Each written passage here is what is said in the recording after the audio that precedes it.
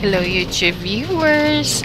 So karon magharos ko og kamunggay while mag-share ko sa life experiences sa una og sa mga tao nga nag-post sa lain nga app about sa ilahang mga kaagi. Ang plano man gud nako ani nga video is mag-insert lang ko og sounds while nagharos. Kaso sa first ug second time na kong nag-upload, copyright man ta. So mag voice over na lang ko para way problema sa copyright. So ang akong i-share is ang experience daw niya sponge na gamit, hindi na punit na part ng damit. Ngani pud mi sa una kanang mga sinina gisiun sa mauna mo ang ihugas og plato nya kana pa jud nga sponge sponge punit na damit. Maabot yun ng isang tuig or lapas pa.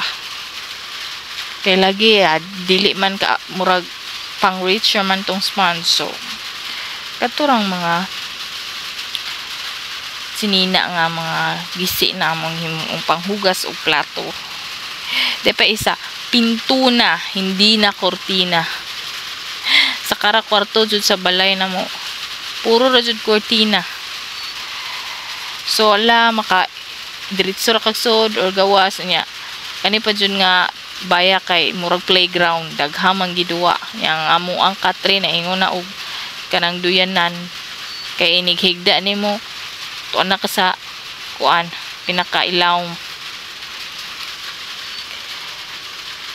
di apay sukli na yung 5 hindi na baon ing agi jud ko dihay time nga wa jud ko muskwela kay wa ko baon.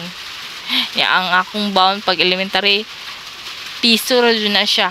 Didto ra nag-upgrade pag high school kay nahimo ng 2 nya usahay 3 dapat jud time nga 5. Lipay na ko ana kay daghan akong mapalit pagkaon.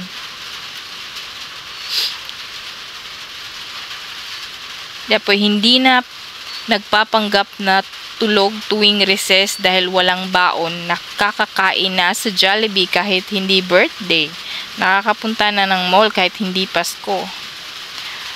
Ang experience po katong wakoy baon is kasagaran man good kay maninda makugsuman.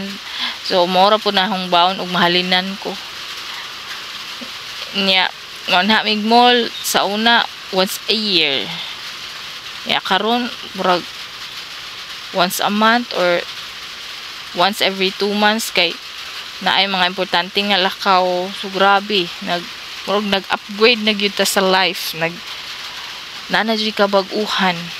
Kung sa una pursa na jung lisura ultimo magsakay kag patima pato sa una magsakay kag patima lipaya na nimo. Thank you for watching. Please like and subscribe.